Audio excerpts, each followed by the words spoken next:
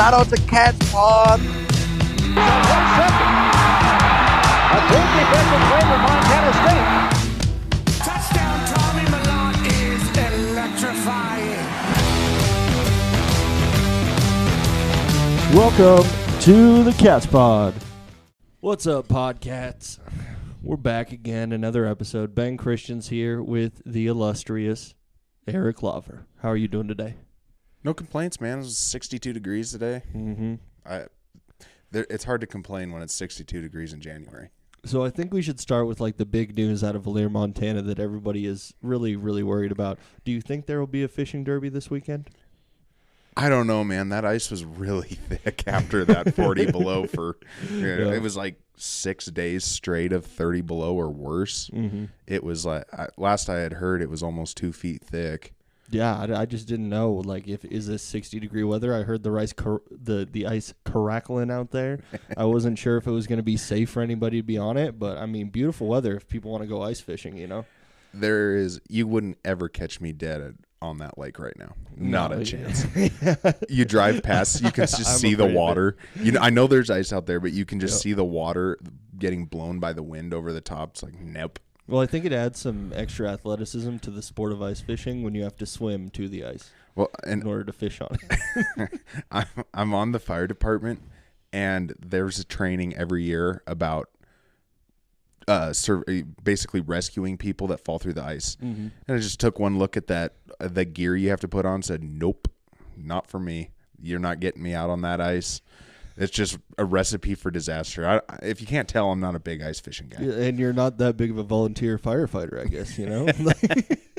Well, how many fires happen underwater on a lake? You know, not very many. Not many. But, you know, when you're called, you're supposed to answer the call as a first responder, you know? Oh, man, I checked my watch. I have an appointment that day. That day? Yes. Oh, sorry, I got an appointment. Yeah, I'm actually calving. Yeah, for sure. yeah, for sure.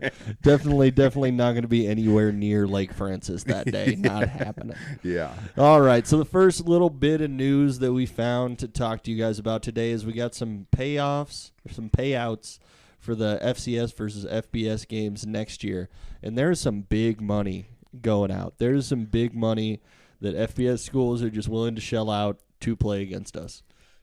I mean, really, it's pretty crazy. Colorado is going to pay North Dakota State $700,000 to come in. $700,000. And North Dakota State is so loaded right now. They return everybody, lost very little. Mm-hmm. They lost nothing to the transfer portal other than a few little things, nothing major at all.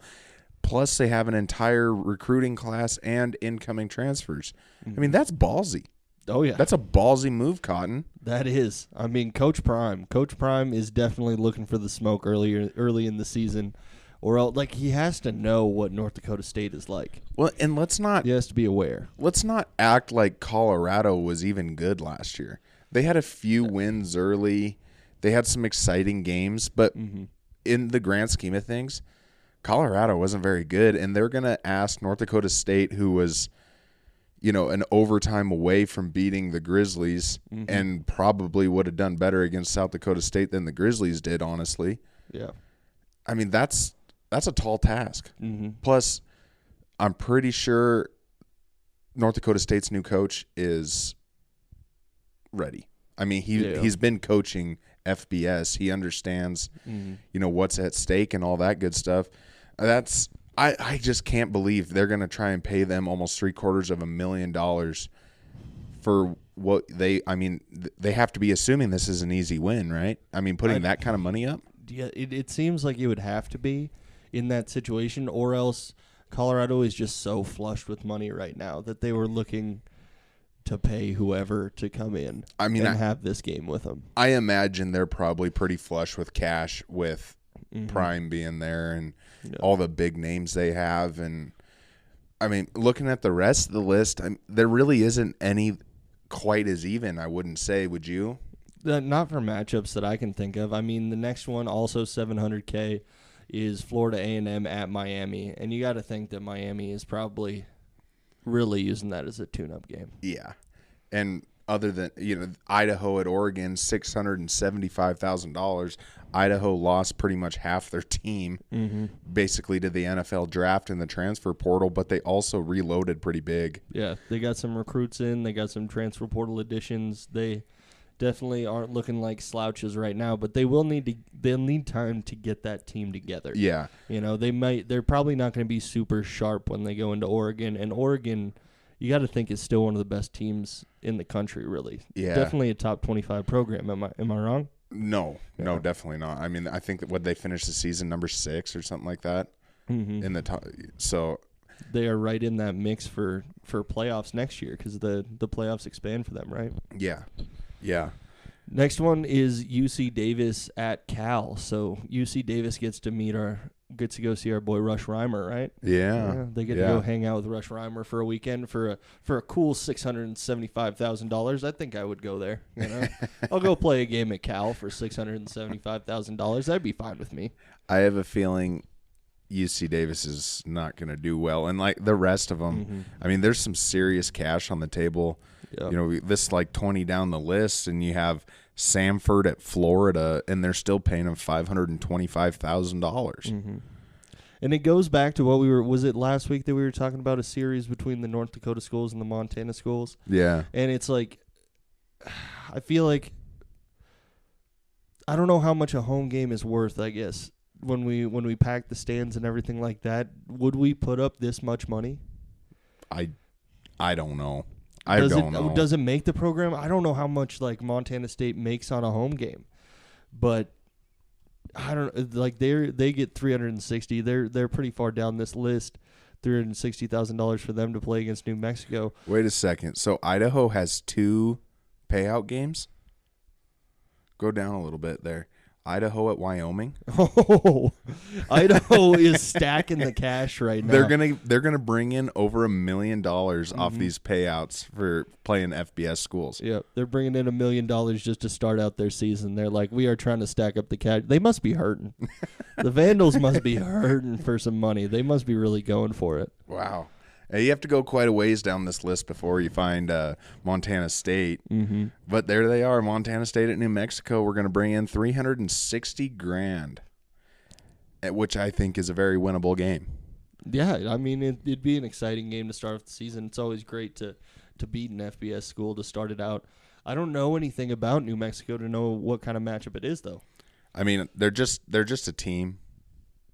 Nothing special. They're just a team. Just a team. They're the Lobos, right? Yeah. The Lobos.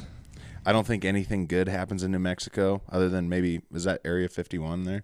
Area 51 might be there. I'm not sure. So, yeah. I will neither confirm or deny my former workplace's location. Yeah. Yeah. Yep. Yep. Ben's an alien.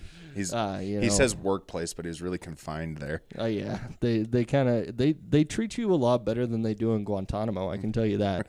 They're in Area 51. They actually have some really nice setups. Very very technologically advanced. Yeah, but I mean, when you look at this list, it's honestly impressive to see the dollar signs that are going to change hands first week of the season, and looks like probably the second week of the season too for some of these schools. Yeah. But third, fourth week, Idaho's just going to try and stack it up no matter what. I can tell you that right now. But yeah, I mean, how many millions of dollars is going to change hands?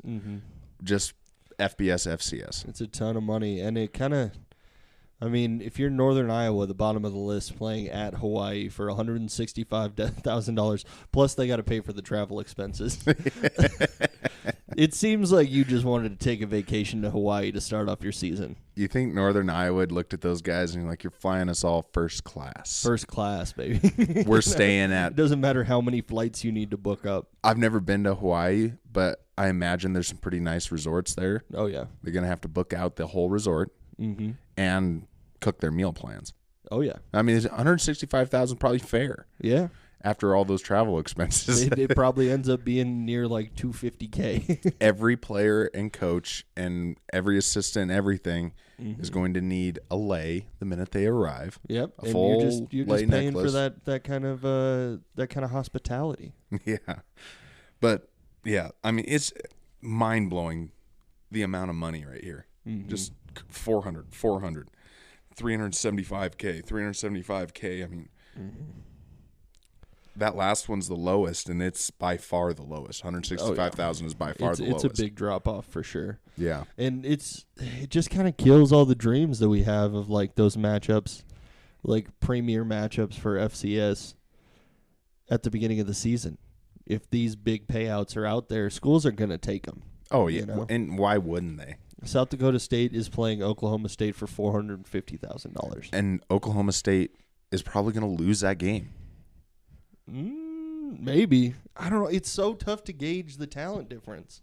Like, we're going to think highly of all these FCS schools, and we see them play constantly against other FCS schools. It's just tough to tell how that talent transfers over. Honestly, being an Iowa State fan, I watched Iowa State thump Oklahoma State. They're not that good. Mm-hmm. And South Dakota State is the best. Yeah. They lose some, but, I mean, they are also returning some pretty quality players. They're obviously getting some stud transfers, which was to be expected. As always. And I just have this sneaking suspicion that South Dakota State is going to be right back in the mix for the best in the FCS and going against kind of a middle-of-the-road FBS school. Yep. I don't know. And with the continuity that SDSU has, you know that game one, they're going to be just as tight as any team out there. Yeah. They're going to be just as ready to play week one against anybody. Yeah, no, I agree. I think the big one that has to really worry right now is Clemson. Clemson has the Citadel coming into South Carolina. Raggy. You know, watch out right now. You give them $500,000. You spot the Citadel of Rick's $500,000. They're going to come at you with some tricks, okay? Rick's be coming through with the tricks. Yeah. I don't know. I mean, most of these schools that are going places really, really suck. Mm-hmm. North Dakota goes to Iowa State for your boys. Yeah, $550,000. North Dakota State. Have you seen all the fiasco with their offensive coordinator? Mm-mm. So, you know, they lost a lot in the transfer portal. They lost their quarterback like right off the bat. Then their I can't remember where their offensive coordinator went, but they hired a new one. And when North Dakota State hired their new coach, their new head coach, and they promoted Tyler Roll to offensive coordinator, co-head coach, or I think that's what the combination was. But there was a combination of things. Well, a couple weeks later, you know, he accepts that job. A couple weeks later, he leaves. And he takes the same position for FBS. North Dakota State, within like 2 days, went to North Dakota and poached their offensive coordinator they just hired 2 weeks earlier and took him away. Some drama. Some little bit of the coach shuffle going on over there. Yeah. Does that open up the transfer portal, or is that just head coaches? I think that's just head coaches. Just, okay. Yeah. But you never know. Sorry, you actually open. never know. We want to take all these players. So, yeah, North Dakota, I would sure imagine, is going to take a shellacking from Iowa State. They're going to have, that's the team that's going to lose because they're playing against Iowa State. I see the Cyclones, you know. Hey. I can tell you from doing my research, little spoiler for the brawl of history, brawl with history. Iowa State has been beat by a Montana school before. Well, they got beat by the Butte Smoke Eaters back when they had a man by the name of Pop Warner playing for them. The Pop Warner. The Pop Warner playing for Iowa State. He was a player and a coach, and he lost to an independent team of just filthy Butte rats going in there. I'll be darned. Yeah. Well, Iowa State wasn't a football school until like 10 years ago, maybe. Okay. So you mean back in like 1919? It wasn't their time? Actually, really. I'm pretty sure it was the 1800s. It was like 1894 or something like that. Yeah. Yeah. No, it's going to be that first week. There are going to be some dollar signs changing hands for sure. And secure the bag on these schools, you know? Just make your money while you can. It can't hate you too much. Mercer, pretty ballsy going to play against Alabama. You have fun with that. I don't know if $600,000 is worth the beating that you're going to get, Mercer. I'm sorry. And then Maine goes and plays Oklahoma. Oklahoma's legit. We get Maine. Is that the second week of the year, I think? I'm pretty Something sure. like that. Yep. So I guess they're going to take 2 massive butt whoopings in consecutive weeks. There's very little chance for some Maine justice to be going on the first few weeks of the season. You in Maine now. You in Maine. Watch out. This is Maine justice, okay? And we also stole one of their players, so they're probably not happy about that. They're probably hurting pretty bad right now. Yeah. Stress-free win. Stress-free win. Stress-free win. Not worried. Yeah. But, yeah, on to other things. We have a 30 under 30 for Coach Sammy Mix. Coach Sam Mix. Yeah. Our dude. This came from our coaching network. It's a football coaching network. They decided on 30 coaches under 30. I wanted to look into it more, but our coaching network decided to put everything behind a paywall, so we're not finding out a lot more about what they had to write about him. But it's cool. Oh, yeah. It is cool, and congratulations, Mr. Sam Mix. Yeah. We figured out he's 27, maybe 28 years old right now. Yeah. Really makes me feel kind of bad about myself just to see somebody else younger than me doing that well and excelling in sports like this and coaching. You never made it on the 30 under 30 list? No, never made it on any 30 under 30 lists. I'm going for 40 under 40s, though. Maybe I'll make the 40 under 40 podcasters of Montana. Yeah. You know? You definitely make the 40 under 40 podcasters of Valier. How about that? Yeah, well, I definitely do. Yeah. A pat on my back for that one, you know. And all 400 people that live in the town and greater Valier area. The real question is, which one of us is number one? You can have it. Oh, come on, don't give it up that easy. Come on, don't give it up that easy. But yeah, it's super cool. I mean, he got named on a list that obviously is pretty. I mean, I think they have a pretty darn big following of people, and they named him. It's a very select list, obviously, with only 30 people on it, and there's a lot of coaches from all over the country on this list. It's not exclusively an FBS thing or anything like that. It seems like all of these coaches come from different colleges in every single area of the United States. So I mean, it's obviously well deserved. I mean, the guy has been coaching up some of the best running backs in the country at Montana State. So congratulations to him. But upon further investigation into Coach Sammy Mix, Ben stumbled upon, and maybe we're just had our heads in the sand, but I asked a few people about if they knew about what we're going to get into, and they had absolutely no idea. I'll let you explain it. Turns out that Coach Sam Mix is a complete beast. Yeah. In every way, shape, and form. When he was 19 years old, he was playing wide receiver for Montana State University Northern. And one night, a little after 4 a.m., a burglar came into his house, stabbed him 45 times, and he walked away from this and got some medical treatment and is still with us today, which is insane. I can't even imagine. No, 45 times, being stabbed 45 times with a kitchen knife, and he just survives that thing. He has to be one of the biggest badasses in the world. Turns out that's how you get 30 under 30. So for 40 under 40, I need somebody to come into my house and try to stab me, please. You know? Dude, that's just nuts. I mean, it is Haver, so not like super surprised. Oh, yeah, it makes sense coming out of Haver. You know? But, no offense, Haver. I think this story got buried and nobody knows about it because that was probably like the third or fourth worst thing to happen in Haver that week. That is true. You know? That is true. But like, so here's the thing: is I consider myself a super passionate Cat fan, and I pay really close attention to everything that I possibly can and have time for. And then my father-in-law and brother-in-law are the same way, if not even more into it. And neither one of them even knew about it. Yep. It's just kind of crazy that I never heard about this, because this is, I mean, to survive something like that is unbelievable. I mean, it's unbelievable. It just shows that Bobcat heart, and it's cool.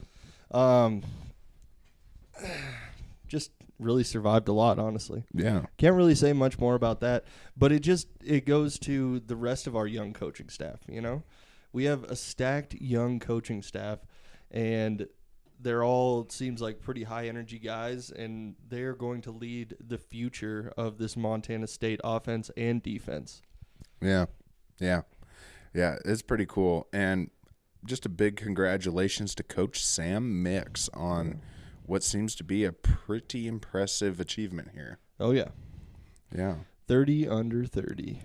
Yeah. Nice job, Mr. Sam Mix. You know, also, when I was looking for more PawdCat news and Montana State news, it really just kind of set in for me that football season is really over. It is. You know, there was no news this week whatsoever. What I did find was February 2nd and 3rd, there will be a robotics competition at Montana State. So if any football fans are bored, you can go check out the robotics competition, you know. I got nothing. I got nothing for that. You know, you're not gonna just go help out the STEM kids, those smart kids in there. The robotics have, you know, they just never grab my attention. I mean, the extent of my robot background, I guess, is maybe my electric toothbrush. but that's what you got when it comes to robotics. Yeah, that's about it. If we're being totally honest. But yeah, I mean, in all honesty, football is over. We have one more game in all levels of football. Yeah. We got the Super Bowl. The Super Bowl, that's it. And Yeah. I picked it completely wrong. Yep. And you picked it completely right. No, I'm 50-50. Oh, you went 50-50? Yeah. I said Ravens 49ers. Oh, okay. I got one right. Got one right. I got both wrong. So I was picking with my heart, not with my head. You know, I really thought MCDC was going to be able to pull it out, and I still believe in him fully. Like, I hate all the trash talk about the Lions and MCDC that's been going on throughout this week, because you got to live by the sword and die by the sword. You cannot back down ever. All right? And if they score touchdowns when people thought they should have kicked a field goal, we're not having this conversation at all. You're right to a certain extent. Mm-hmm. But when he didn't kick that field goal, that was a mistake. Even I said it in game, I'd take the 3 points, not go for it. But that mentality, I think, is why we're not NFL coaches. You know? Maybe. Yeah. But it seems to be a pretty universal idea that he was wrong to not do that, and then they lose by 3. Mm-hmm. And I think that's the kind of the kicker is they didn't take the field goal, and then they lose by 3. So I also hate the Lions, so I don't care. They lost. So the problem with the majority is that the majority is almost always wrong. And the minority is very rarely right. So there's just a no-win, huh? yeah, that's one of my favorite political quotes of all time. Shout out democracy. But bottom line is my guy, Brock Purdy, from my Iowa State, which is still my second favorite college football team, but still, Mr. Irrelevant is going to the Super Bowl with the 49ers. Dude, it's an inspiring story. You can be a nobody and make it. It's another guy that just gets constant trash talked about him all the time that in no way, shape, or form ever deserves it. Yeah. I mean, he has had 2 really good years in a row, and people still say he's just a game manager, which who cares if he is? Yeah. He's in the Super Bowl, and they weren't this good with Jimmy Garoppolo, and nobody said that about him. Yeah. And it's one of those situations where we were pretty young when Tom Brady first burst onto the scene. Yeah. And he made his run, right? Yeah. But I know sports media and everything is a lot different now. I still don't remember all of this hatred and just bad mouthing about him being like a game manager or anything like that, or people just saying that he's being carried by his teams constantly. It's the same way with Lamar Jackson. You know, it is with Lamar Jackson a little bit, but that's well, he gets the exact same treatment because I was listening to on Sirius XM, they have that Mad Dog Radio, and they were talking about him not being a big game quarterback, and he's only good in the regular season and doesn't, he fades away in the playoffs. And it's like, I mean, he didn't have a bad game. I mean, he threw that pick at the end that kind of sealed it, but he really wasn't a bad player by any means. No, you wouldn't put the loss squarely on his shoulders, which happens every single time that you're a quarterback in any of these playoff games. You get all the blame immediately, but that means you have to get the credit also immediately too, and that's what we're not seeing with Brock Purdy. Yeah. Brock Purdy made the won timely throws. He won these games. Yeah, Brock Purdy won, and he's still getting hated on.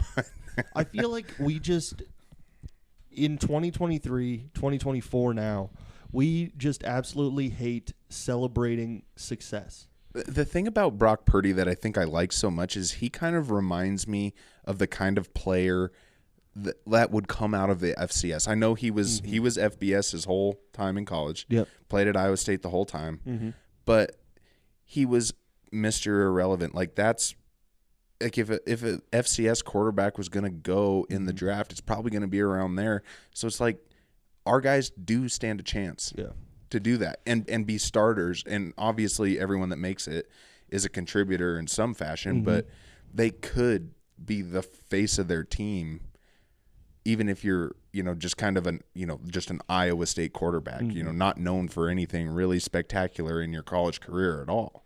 They made an entire 30 for 30 about a Mr. Irrelevant that didn't really do much in the game of football, if I remember correctly. Yeah.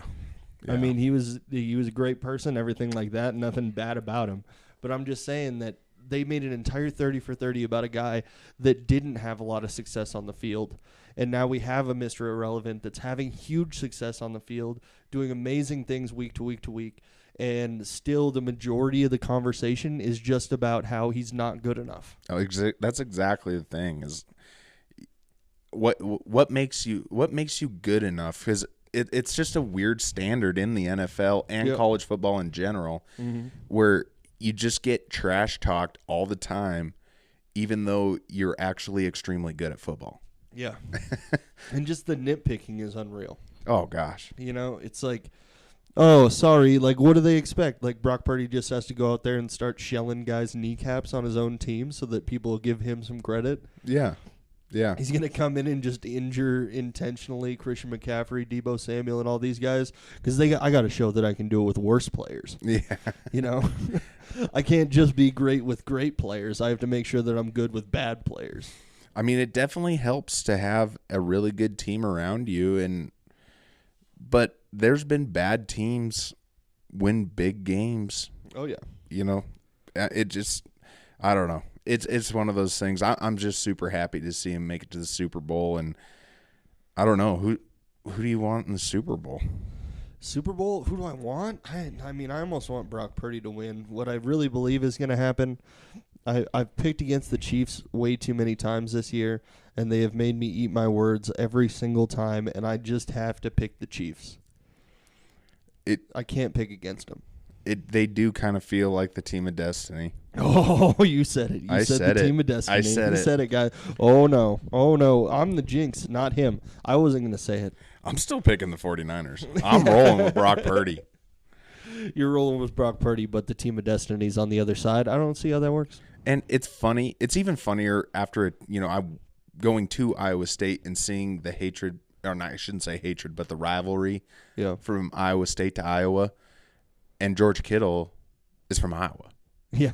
He played at the University of, while Brock Purdy was Mr. Irrelevant from Iowa State. Do you think there's still some rivalry that goes on between those two? They can't have let that die.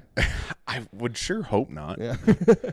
We got to check. His George Kittle's reception's gone down a bit in the last couple years. Dude, that dude just makes some. George Kittle is very, very good at football. I saw a video of him. I can't remember who he was blocking, but the first 15 comments on it on Instagram were all, "This is a hold, this is a hold, this is a hold, this is a hold, this is a hold." And I was like, I don't even know the difference anymore, man. I don't know what's a hold and what's a good block. I have no clue. I couldn't tell you, man. If you want to know what is holding, just go watch every single Brody Grebe replay all year. Yeah. Because he got held on all of them. Exactly. And then he's getting sacks and still getting held. So, Yep. That's because he's our guy, I feel like. We make that judgment because he's our guy. That's how you gauge holding, is just go watch his film. Yeah. He gets held on every play. If you want to go to ref, go be a ref. Just watch all the fouls committed on him. Yep. You'll be golden. Just look for that. You got it. You're perfect. Just try and find that. Throw a flag. Yep. You'll be better than the big sky refs. Mm-hmm. Right there. That's all you got to do. So, talking about refs a little bit, I've got 3 to 4 weeks, about a month left in my basketball season, depending on what happens. And I just want to tell everybody, just lay off of the refs. Just give high school refs a break. All right? These high school refs, they get paid, but they're not getting paid a lot. No. They're essentially volunteer workers that go out there so that your kids can play in these games, and yet people are still brutal, and they are causing refs to quit every single week, and it is hard to get these people to actually show up to the games, and the shortage has made it really hard to find refs for any of the games, and it's still brutal when you go to these games. Well, it's not everyone else's fault that the refs are blind. Oh, yeah, they're so blind. They're so terrible. I can tell you guys, I've lost a lot of games.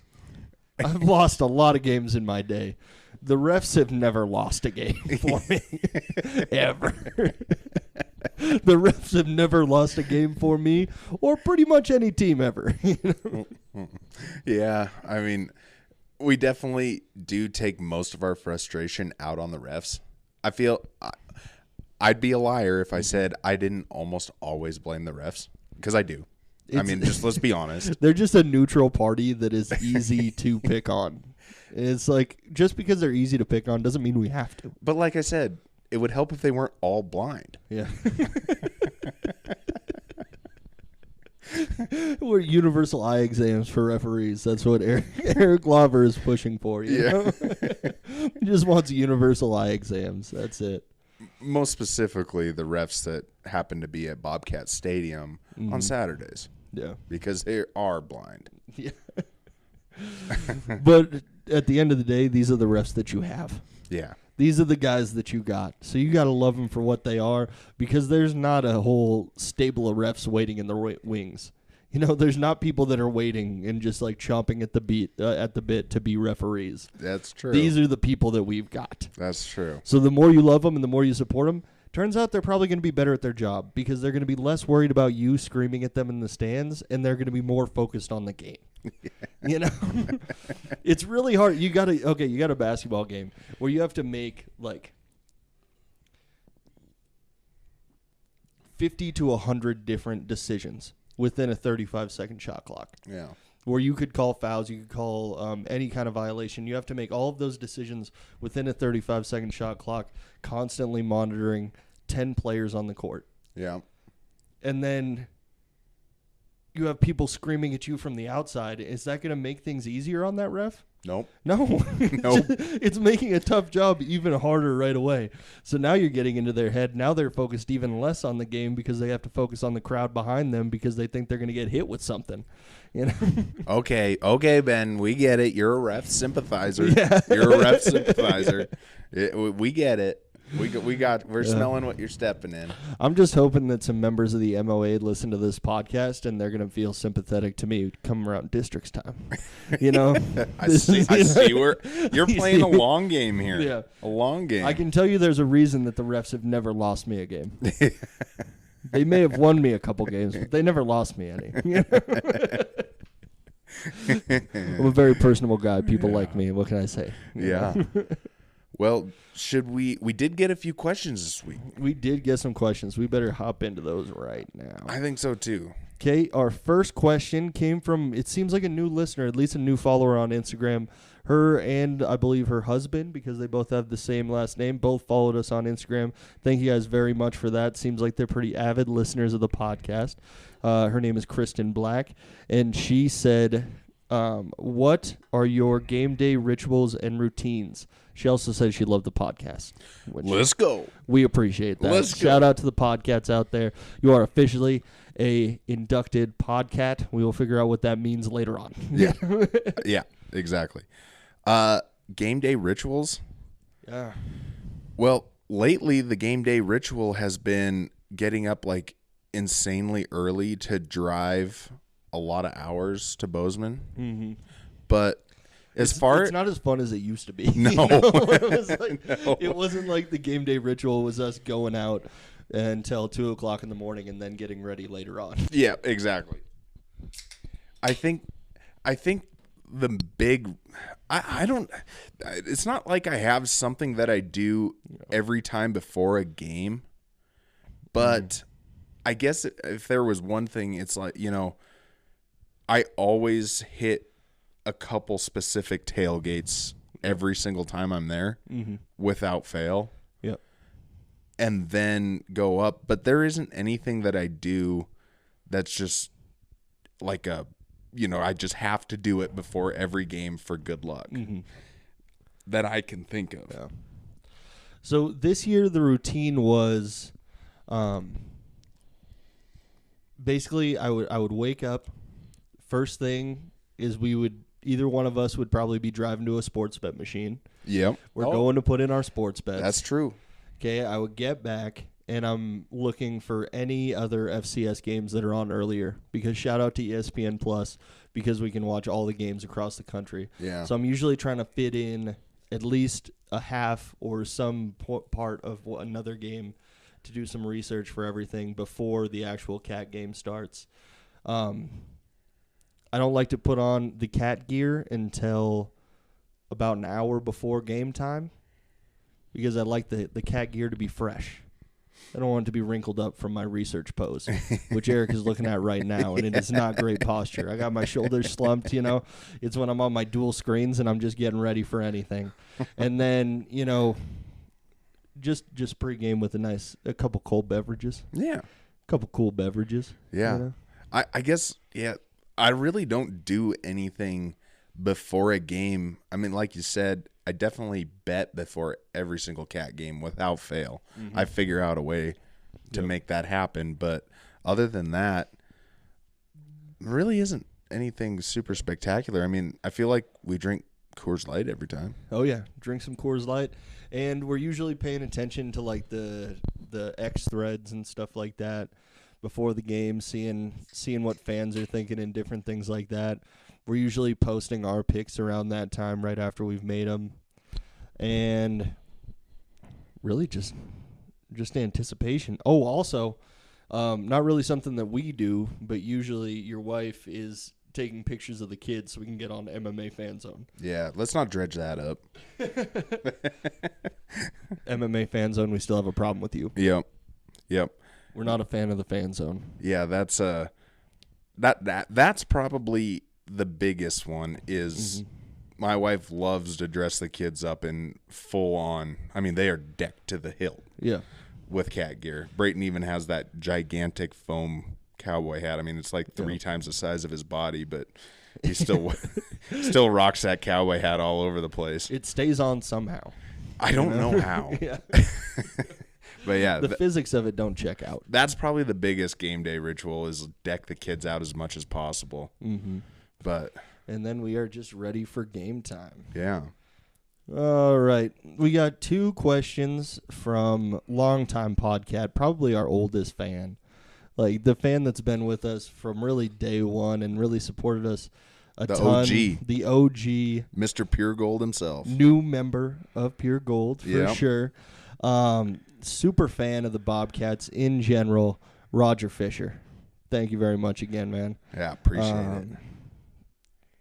He wanted a memory from Bobcat football that stands out. He said for him, it's the roar of the crowd when Troy Anderson tackled Isaiah Davis behind the line of scrimmage on 4th down in the 2021 semifinal game against SDSU. That's a good one. That's a really good one. I'm trying to think of one, and it's only because I was there. I went to Cat Grizz in Missoula. Yep.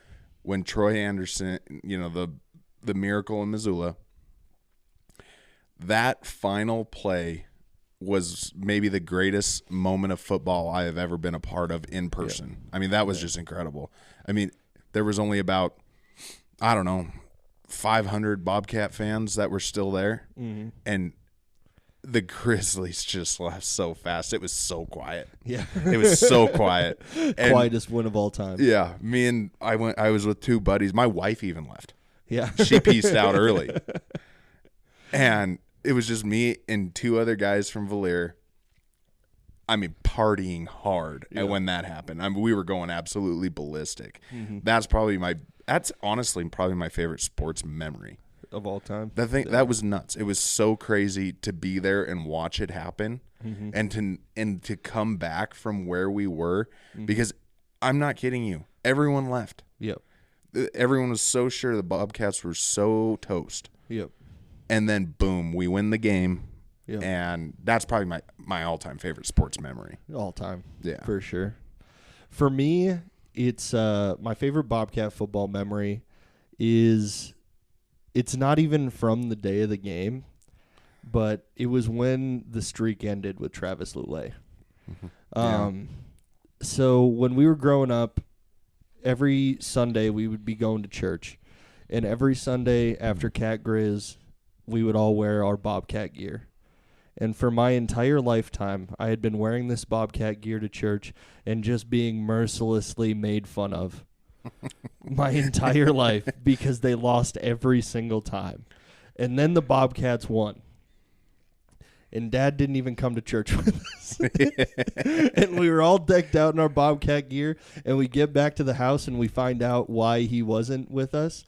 He painted an entire mural of Travis Lulay on... Like, we had this big front picture window in the front of our house, and he painted that into a Travis Lulay mural for it. And just seeing how jacked up my dad was, because he went to school there during, like, the real bad years. Yeah. And, like, pretty much the worst of the worst. And to see how excited he was and how jacked up he was that the Bobcats won this game, I think that's when it set in for me how great being a Bobcat fan can be. Yeah. I mean, that tackle behind the goal or behind the line of scrimmage on Isaiah Davis, that was a good one too. I mean, that's got to be up there. Yep. In the all-time moments. I mean, to send us to the national championship. I mean, that was an incredible play. Huge play. But yeah, I think mine was being in Missoula in Grizz. Yep. In the mecca of college football and shoving it right down their throat on the goal line was just that was just so great. That's a storybook ending right there. Yeah. There's a reason there's already a documentary about it. I wish we would have been older during Travis Lulay. Yep. Because I mean, we were still kind of pups at that point. We're like 9 years old. Yeah. Yeah. I mean, you can't 9 years old. you can't really put into perspective. Yeah, I remember watching him, but I can't come up with like specific things that happened. Yep. I remember thinking he was really a fun football player to watch and meeting him. Yep. And everything, but I just can't remember like exactly what happened. I wish I could. Because he was a lot of fun. Yeah, just living vicariously through my dad, I could tell what it meant. Yeah. And it really set in at that point. Great time to be a Cat fan then. Yeah. Yeah. As opposed to the years before that. Yeah. They were pretty rough all the time. I could swear every kid that went to my elementary school was a Grizz fan. I'm pretty sure all of them were. Out of all the kids, I'm pretty sure I was the only Bobcat fan in the entire school. And so it was pretty rough on me. It was pretty tough. It's like my dad always says, the Grizz fan base runs very wide, but it does not run very deep. Not very deep. Bunch of shallow people. Speaking of Grizzlies, I feel like we should just really quick. Houck got us a contract extension for 3 years. He did. You're welcome. Yeah, we You're were responsible. welcome, Bobby. It is all on us. If you would like to send us a small or large check in the mail, I think we deserve at least a little bit of credit for the campaign we ran to get you back on the field. I'm still pretty sure he got 2 years for his body and 1 year for his nose. Yep. They just couldn't quite fit his whole package in on 2 years. Yeah. They had to add that third. Yep, just to fit the nose in there. That's how it goes. Roger also had one more question for us real quick, just a short one. He asked us, why do we hate ESPN? Okay. And this was not really us hating ESPN, the network.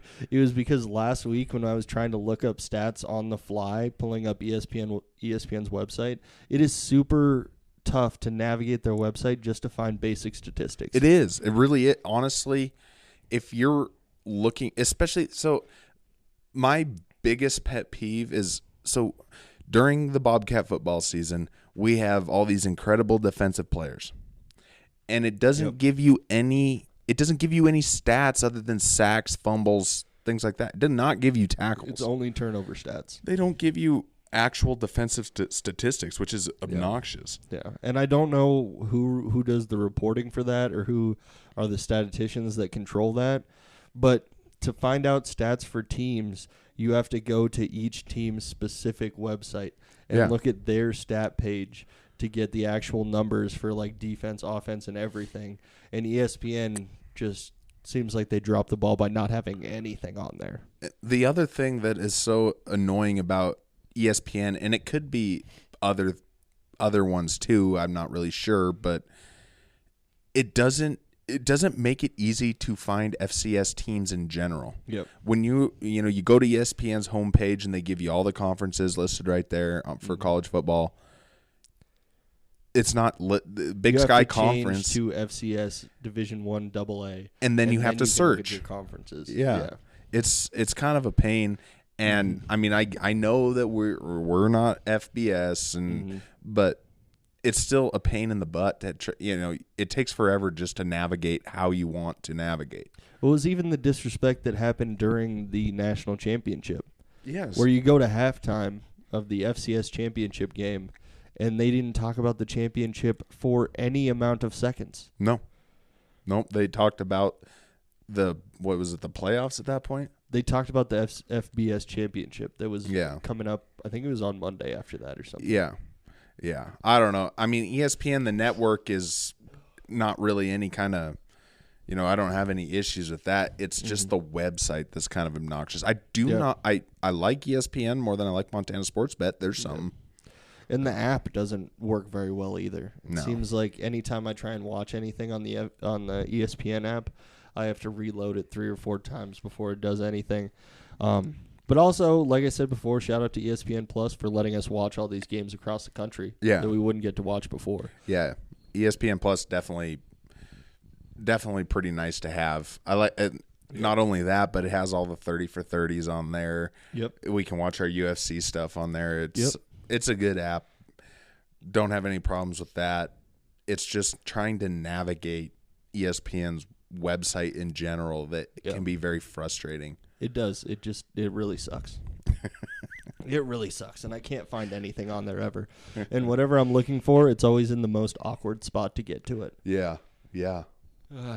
But you got anything else? On that note, I think we're good. Yeah, I don't really have anything else either. Yeah, I'm just proud of us for being able to fill up this podcast, honestly. I think we need to give just big props to us for being able to talk about something when there's absolutely nothing to talk about.